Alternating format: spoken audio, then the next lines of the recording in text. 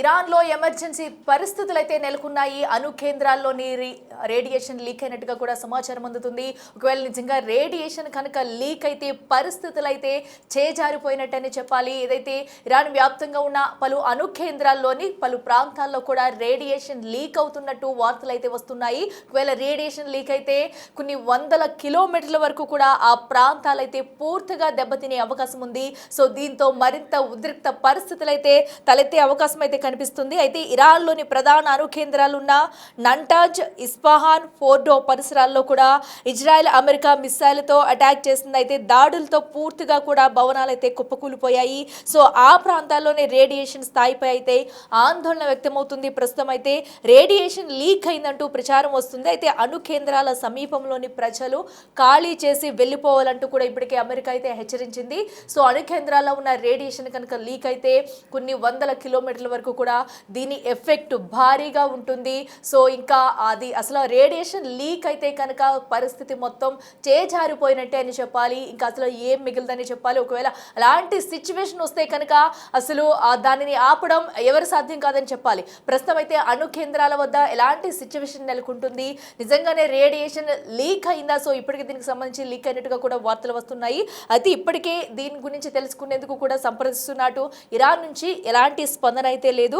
So radiation leak వార్తలపై కూడా అంతర్జాతీయ అణు ఇంధన సంస్థ అయితే స్పందించింది. ఇరాన్ను సంప్రదించే ప్రయత్నం చేస్తున్నా కూడా రేడియేషన్ లీక్ పై ఎలాంటి సమాచారం ఇవ్వడం లేదని IAEA ఇప్పటికే ప్రకటన చేసింది. సో ఇప్పుడు కనుక అణు కేంద్రాల నుంచి రేడియేషన్ లీక్ అయితే పరిస్థితులు మరింత చేజారిపోయినట్టేనే చెప్పాలి. సో ఇప్పటికే ఇరాన్ చేస్తున్న యుద్ధానికి అటు డ్రోన్స్, మిస్సైల్తో కూడా గల్ఫ్ దేశాలపై కూడా అటు విరుచుకుపడుతుంది. దీంతో ప్రజలైతే సతమతమవుతున్నారు. సో ఏదైతే అమెరికా లక్ష్యంగా చేసుకుని కూడా ఈ దాడులు అయితే జరుపుతుంది. గల్ఫ్ ప్రాంతాలపై కూడా పెద్ద ఎత్తున అయితే దాడులు నిర్వహిస్తుంది. సో అయితే ఇప్పుడు అణు కేంద్రాల్లో ఉన్న రేడియేషన్ లీక్ అయిందంటూ కూడా వార్తలు జోరుగా వస్తున్నాయి. సో ఒకవేళ రేడియేషన్ లీక్ అయితే సిచ్యువేషన్ ఏంటనేది కూడా పలువురు అయితే భయభ్రాంతులకు గురవుతున్నారు. ఒకవేళ ఇప్పటికే ఆ చుట్టుపక్కల ప్రాంతాల్లో ఉన్న వారంతా కూడా ఇళ్లను ఖాళీ చేసి అక్కడ ఎవరు కూడా ప్రజలు ఎవరు ఉండొద్దు, మొత్తం ఖాళీ చేసి వెళ్ళిపోవాలంటూ కూడా అమెరికా అయితే హెచ్చరికలు జారీ చేస్తుంది. ఒకవేళ రేడియేషన్ లీక్ అయితే దానిని ఇంకా అరికట్టేందుకు కూడా సో ఎలాంటి అవకాశం ఉండదు, మొత్తం అంతా బ్లాస్ట్ అయిపోవాల్సిన పరిస్థితి ఉంటుంది. సో అయితే ఒకవేళ దీనిపై ఇప్పుడు ఇరాన్ స్పందించే వరకు కూడా అక్కడ సిచ్యువేషన్ ఏంటనేది కూడా ఎంత మొత్తంలో ఏ ఏ ప్రాంతాల్లో ఈ రేడియేషన్ ప్రభావం ఉంది, ఎక్కడెక్కడ లీక్ అవుతుంది, నిజంగానే ఒకవేళ పెద్ద ఎత్తున లీక్ అవుతే పరిస్థితి ఏంటనేది కూడా ప్రస్తుతం అయితే ఎవరికి అంతుపట్టడం లేదు. సో ఎందుకంటే ఇప్పటికే అంతర్జాతీయ అణు ఇంధన సంస్థ అయితే ఇరాన్ను సంప్రదించేందుకైతే ప్రయత్నం చేస్తున్నా కూడా ఇరాన్ నుంచి ఎలాంటి స్పందన లేదంటూ కూడా IAEA ప్రకటన అయితే జారీ చేసింది. మరి ఇరాన్ స్పందిస్తుందా లేదా, ప్రస్తుతం ఏంటి, అటు అణు కేంద్రాల వద్ద సిచ్యువేషన్ ఎలా ఉందనేది కూడా ఉత్కంఠగా బాధితంగా మారిందని చెప్పాలి. ప్రస్తుతం అయితే ఇరాన్ వ్యాప్తంగా పలు ప్రాంతాల్లో ఎమర్జెన్సీ పరిస్థితులు అయితే నెలకొనే చెప్పాలి. ప్రధానంగా నంటాజ్, ఇస్ఫహాన్, ఫోర్డో పరిసరాల్లో కూడా అణు కేంద్రాల్లో సో ప్రజలైతే జాగ్రత్తగా ఉండాలి, మొత్తం అందరూ కూడా ఖాళీ చేసి వెళ్ళిపోవాలంటే అయితే ఒక పక్కన అమెరికా హెచ్చరికలు జారీ చేస్తుంది. ఇక మరింత సమాచారం అందించేందుకు మా అసిస్టెంట్ ఎడిటర్ రామ్ దాస్ అందుబాటులో ఉన్నారు. రామ్ దాస్, ఒకవేళ ఆ రేడియేషన్ కనుక లీక్ అయితే ఆ ప్రాంతాల్లో ప్రస్తుతం పరిస్థితులు ఎలా ఉంటాయనుకోవచ్చు? ఎందుకంటే ఇప్పటికి అందరినీ ఖాళీ చేయాలని కూడా అమెరికా అయితే హెచ్చరిస్తుంది. ఒక పక్కన అయితే ఇరాన్ నుంచి ఎలాంటి స్పందన లేదు. ఏంటి అక్కడ తాజా సిచ్యువేషన్? మనకు తెలిసిందే, ఇస్ఫహాన్, నతాంజో, ఫోర్డో న్యూక్లియర్ సెంట్రిఫ్యూజ్లపై అప్పుడు దాడి జరిగినప్పుడు కూడా B2 బాంబర్లు భీకరంగా అటాక్ చేశాయి. అప్పుడు కూడా యురేనియం లీకేజ్ అయిందంటూ కూడా వచ్చిన వార్తల నేపథ్యంలో ఆ ప్రాంతం అంతా కూడా అలర్ట్ చేసిన పరిస్థితి. అలాగే ఇంటర్నేషనల్ ఆటమిక్ ఎనర్జీ ఏజెన్సీ ఏదైతే ఉందో IAEA వియన్నా కేంద్రంగా జరుగుతున్నటువంటి అణ్వస్త్రానికి సంబంధించినటువంటి ఏదైతే నిరాయుధీకరణ సంస్థ ఉందో అది చాలా తీవ్రమైన ఆందోళన వ్యక్తం చేసిన పరిస్థితి కనబడింది. కానీ అప్పుడు ఎక్కడ లీకేజ్ జరగలేదంటూ వార్తలు వచ్చాయి. ఇరాన్ కూడా దాన్ని సమర్థించుకుంది. కానీ ఇప్పుడు తాజాగా జరిగిన దాడుల నేపథ్యంలో ఇక్కడ ఇప్పుడు అణు కేంద్రంపై అమెరికా, ఇజ్రాయెల్ అటాక్ చేశాయంటూ ఇరాన్ రాయబారి ఆరోపిస్తున్నారు. దీనికి సంబంధించి ఇప్పటికైతే ఈ IAEA వాచ్ డాగ్ ఇట్లాంటి క్లారిటీ ఇవ్వట్లేదు. ముఖ్యంగా అణు కేంద్రాలపై ఇరాన్ దాడి చేసినట్టు చెప్తున్నటువంటి ఆరోపణలకు సంబంధించి ఐక్యరాజ్య సమితి సంబంధించినటువంటి అణు నిఘా సంస్థ ఎక్కడ ఈ దాడులు జరిగినట్టుగా, ఎలాంటి దెబ్బతిన్నట్టుగా ఆధారాలు ఇవ్వని అయితే చెప్తున్నప్పటికీ కూడా ప్రధానంగా ఆ ప్రాంతాలను ఖాళీ చేయాల్సిందిగా హెచ్చరికలు అయితే జారీ చేస్తున్న నేపథ్యం మనకు కనబడుతోంది. ఎందుకంటే ఇక్కడ కువైట్ కూడా అదే చెప్తోంది. ప్రధానంగా అమెరికన్ అలాగే ఇజ్రాయెల్ ఈ రెండు కలిపి ఇరాన్ యొక్కటువంటి న్యూక్లియర్ సెంటర్స్ పై అటాక్ చేసినట్టుగా కూడా చెప్తున్న పరిస్థితి కనబడుతుంది. అంటే ప్రధానంగా ఆ ప్రాంతాల్లో న్యూక్లియర్ అటమిక్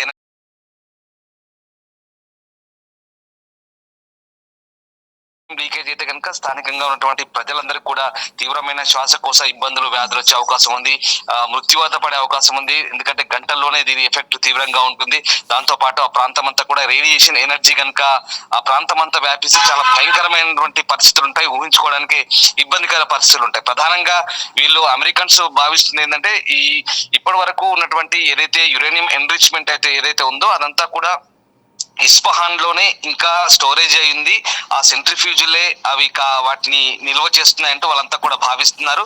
అలాగే ఈ నతాంజ్ లో కూడా పెద్ద సంఖ్యలో యురేనియం నిల్వలు అంటూ భావిస్తున్న పరిస్థితి కనబడతా ఉంది.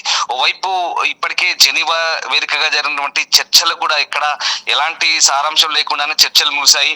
అసలు ఆ చర్చలు విఫలమవడంతో ఈ అటాక్స్ అన్ని స్టార్ట్ అయ్యాయంటూ చెప్తున్నారు. ప్రధానంగా యుఎస్ ఇజ్రాయెల్ మెయిన్ ఎజెండా అదే.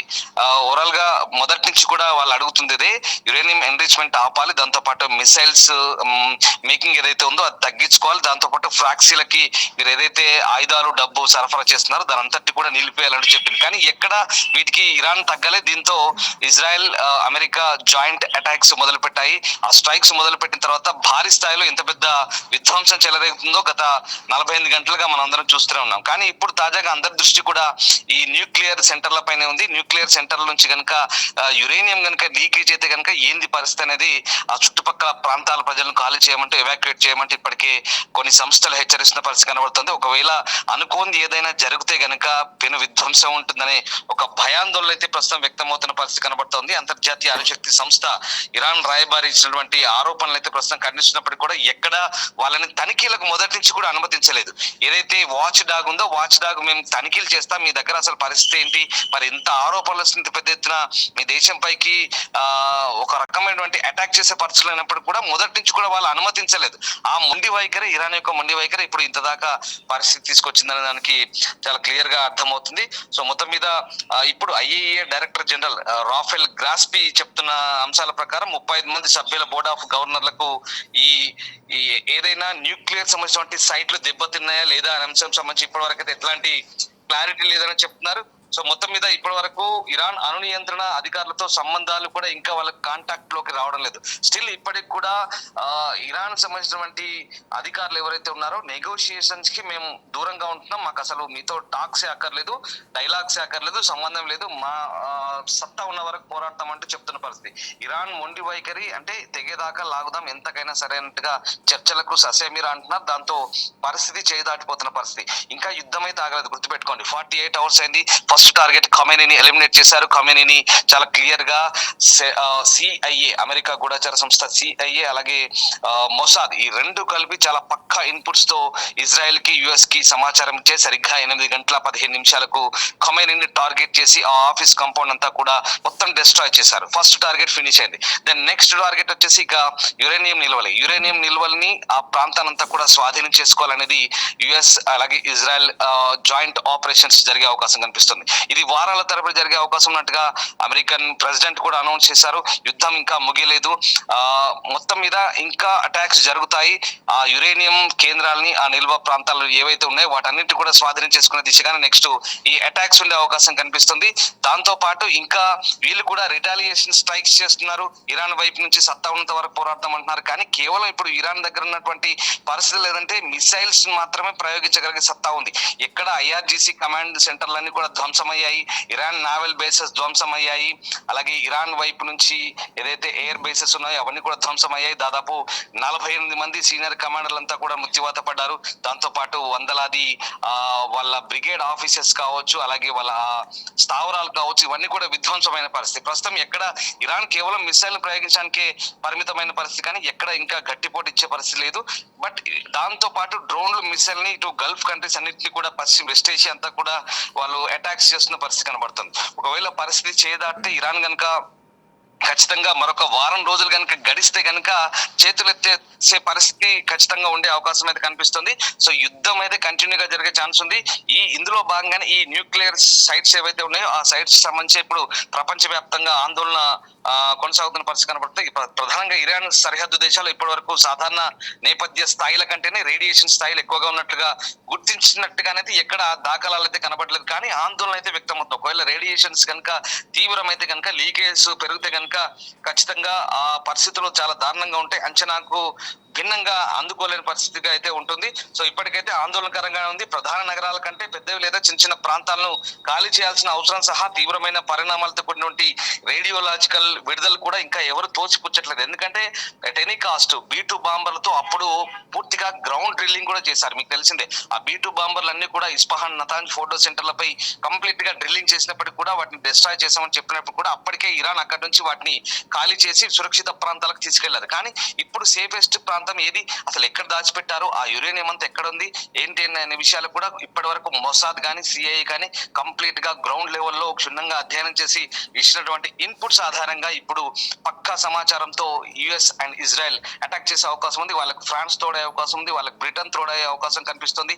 పశ్చిమ దేశాలని కొన్ని దేశాలు, ఈ దేశాలకు కనుక సహకరిస్తే ఇరాన్ అంతా కూడా డ్రిల్లింగ్ చేసే అవకాశం ఉంది. గ్రౌండ్ లెవెల్లో కంప్లీట్ గా జల్లెడ పట్టి ఇరాన్ అణ్వాయుధాలను ఎక్కడున్నా పట్టుకొని ఇరాన్ నాయకత్వాన్ని, ఆ రెజీమ్ని అంతా కూడా పూర్తిగా నిర్మూలించి ఇరాన్ లో కొత్త పరిపాలన ఏర్పాటు చేసే దిశగా ఇంకా కొన్ని వారాల పాటు అయినా సరే యుద్ధం చేస్తామంటూ అమెరికా, ఇజ్రాయెల్ హెచ్చరిస్తున్న నేపథ్యంలో ఇప్పుడు ఈ న్యూక్లియర్ లీకేజ్లకు సంబంధించి అయితే ఆందోళన వ్యక్తమవుతుంది. ఇంకా పూర్తి స్థాయి క్లారిటీ అయితే రాలేదు, చూడాలి. మరి ఇక ఇప్పటికైతే చుట్టుపక్కల ప్రాంతాలన్నీ కూడా ఎవాక్యుయేట్ చేయమని చెప్తున్నారు, ఖాళీ చేయమని చెప్తున్నారు. ఎందుకంటే ముందస్తు జాగ్రత్త చర్య కనుక లీకేజీలు కనుక జరిగితే ఊహించని రీతిలో పరిణామాలు ఉంటాయి. కాబట్టి ప్రస్తుతానికైతే హెచ్చరికలు అయితే జారీ కొనసాగుతుంది. రామదాస్, అంటే అణు కేంద్రాలనే ప్రధానంగా టార్గెట్ చేశారు అనుకోవచ్చా? ఎందుకంటే ఇప్పటివరకు అటు ఇరాన్ కూడా దీనిపై ఎలాంటి స్పందన లేదంటూ కూడా చెప్పుకొస్తున్నారు. మరి ఇరాన్ ఏమైనా దీనిపై స్పందించే ఛాన్స్ ఉంటుంది అనుకోవచ్చు? ఇరాన్ వైపు నుంచి ఇప్పటికైతే నెగోషియేషన్స్ కి మేము దూరంగానే ఉంటాం. మేము ఎట్టి పరిస్థితుల్లో అమెరికాతో కానీ అలాగే ఇజ్రాయెల్ తో కానీ చర్చలకు సంసిద్ధంగా లేమంటూ వాళ్ళు మొండి వైఖరి ప్రదర్శిస్తున్న పరిస్థితి కనబడుతుంది. దీంతో ఇది పరిస్థితి చాలా పట్టు విడుపులకు వెళ్తోంది. అంటే ఎక్కడైనా కూడా వాళ్ళు ఒకవేళ చర్చలు కనుక జరిగితే ఇప్పటికైనా మేము ఆయుధాలు వదిలి వస్తే కనుక మిమ్మల్ని అందరినీ సేఫ్ గా ఉంచుతాం, సురక్షితంగా ఉంచుతాం, మీకు రక్షణ కల్పిస్తామంటూ అమెరికా అనౌన్స్ చేస్తుంది. కానీ ఎక్కడ ఇరాన్ సంబంధించిన IRGC కావచ్చు, అలాగే మిలిటరీ బ్యూరో కావచ్చు, ఎక్కడ దీనికి అంగీకరించట్లేదు. పైగా ఎంతకైనా ఇక తెగేదాకా లాగుతాం, పోరాడతాం అన్నట్టు పరిస్థితిలోనే ఉంది. సో దాంతో ఇప్పుడున్నటువంటి సిచ్యువేషన్ లో ఇరాన్ చర్చలకు వచ్చే అవకాశం లేదు. అంతకు మించి అసలు అణ్వాయుధాల వ్యవస్థకు సంబంధించినటువంటి ఏ అంశాన్నైనా పూర్తి స్థాయిలో వాళ్ళు విడమర్చి చెప్పట్లేదు. ఒకవేళ చెప్తే కనుక ఈ పరిస్థితి ఇంత దాకా వచ్చేది కాదు. జెనీవాలో కానీ వియన్నాలో కానీ జరిగినటువంటి చర్చలు ఏవైతే అసంపూర్తిగా ముగియడంతోనే ఇప్పుడు ఈ పరిస్థితులు ఇంత దాకా వచ్చేది మనకు చాలా క్లియర్ గా అర్థమవుతుంది. సో ఆ రకంగా ప్రస్తుతం ఉన్నటువంటి పరిస్థితుల్లో అంటే మనకు అంతర్జాతీయ నివేదికల ఆధారంగా అందుతున్నటువంటి సమాచారం ప్రకారం ఇప్పటికైతే ఎక్కడ డైలాగ్స్ కానీ టాక్స్ కానీ వీళ్ళు ముందుకు రాని పరిస్థితి కనబడుతుంది. సో దీంతో ఇక ఈ అణ్వాయుధాలకు సంబంధించినటువంటి నెక్స్ట్ టార్గెట్ US, ఇజ్రాయెల్ ప్రధానంగా ఆ టార్గెట్ గానే అడుగులు ముందు వేసే అవకాశం కనిపిస్తుంది. ఇప్పటికైతే క్యాపిటల్ టెహ్రాన్ అంతా కూడా కంప్లీట్ గా వందలాది బాంబింగ్ అంటే వైపు మిసైల్స్ ప్రయోగిస్తుంది. టెహ్రాన్ అంతటా కూడా మొత్తం విధ్వంసాన్ని సృష్టించింది. దాంతో పాటు సదరన్ ఇరాన్ కావచ్చు, అలాగే వెస్ట్ ఇరాన్ కావచ్చు, ఈ ప్రాంతాలన్నీ కూడా పూర్తిగా దెబ్బతిన్న పరిస్థితి కనబడుతుంది. ఇక నెక్స్ట్ మిగిలింది ఏంటంటే ఈ కొన్ని నగరాలు ఉంటాయి, షిరాజ్ కావచ్చు, ఇస్ఫహాన్ కావచ్చు, అలాగే ఈ ప్రాంతాల్లో ఫోర్డో, ఈ ప్రాంతాల్లో ఎక్కడెక్కడైతే ఉన్నాయో ఆ ఖాళీ ప్రదేశాలు లేదా నిర్మానుష్య ప్రదేశాలు ఏవైతే లేదా ఏవైనా సీక్రెట్ డెన్ ఏవైతే ఉన్నాయో ఆ డెన్ల మీద ఖచ్చితంగా అటాక్ చేసే అవకాశం కనిపిస్తుంది. ఇప్పటికైతే శాటిలైట్ ద్వారా లేదా వాళ్ళకు ఉన్నటువంటి టెక్నాలజీ ద్వారా అమెరికా ఎప్పటికప్పుడు వాటిని గుర్తించే పనిలో ఉంది. సో ఇరాన్ వైపు నుంచి ఎట్లాంటి లీకేజెస్ అయితే లేవు. అండ్ అంతకు మించి ఎక్కడ ఇరాన్ వాళ్ళు తగ్గినట్టుగా కనిపించట్లేదు. ఆ పరిస్థితులు ఇప్పుడు ఇంత దాకా దారితీసాయని తెలుస్తోంది. ఇంకా చూడాలి మరి ముందు రోజుల్లో ఇరాన్ ఎక్కడైనా మన చర్చలకు అనుకూలంగా మేము ఒక మెట్టు దిగొస్తాం అనుకుంటే గనక మీరు అలాగే దిగొస్తేనే అది మీ వైపు నుంచి వస్తేనే బెటర్ అంటూ ప్రెసిడెంట్ ట్రంప్ అయితే హెచ్చరిస్తున్న పరిస్థితి కనబడుతుంది. ఒకవేళ అలా రాకపోతే కనుక పరిస్థితి ఎక్కడ దాకా వెళ్తుందని మాత్రం మనం ఇంకా ఊహించలేని సిచ్యువేషన్ లో ఉండబోతోంది. Okay, right Ramdas, thank you. చూస్తున్నాం కదా ప్రస్తుతం అయితే అటు అణు కేంద్రాల్లోని రేడియేషన్ లీకేజ్కి సంబంధించి కూడా ఇరాన్ అయితే ఎలాంటి స్పందన లేదు ఇరాన్ నుంచి. సో ఒక పక్కన అయితే ఇప్పటికే అమెరికా అయితే అటు చుట్టుపక్కల ఉన్న ప్రాంత ప్రజలను అయితే అప్రమత్తం చేస్తూ ఖాళీ చేసేయాలి, ప్రజలు ఎవరు కూడా అణు కేంద్రాల చుట్టూ అటు వద్ద ఉన్నవారు ఎవరు కూడా అక్కడ ఉండొద్దు, అందరూ కూడా ఖాళీ చేసి వెళ్ళిపోవాలంటూ కూడా హెచ్చరికలు అయితే జారీ చేస్తుంది. ఒకవేళ రేడియేషన్ లీకేజ్ జరిగితే కనుక పెద్ద బ్లాస్ట్ జరిగే అవకాశం ఉంది. సో అసలు ఎలాంటి పరిస్థితులు వస్తాయనేది కూడా ఊహించలేనంత ప్రమాదం జరిగే అవకాశం ఉంది. మరి రేడియేషన్ పై కూడా ఇటు ఇరాన్ నుంచి ఎలాంటి స్పందన అయినా వస్తుందా లేదా అనేది కూడా వేచి చూడాలి.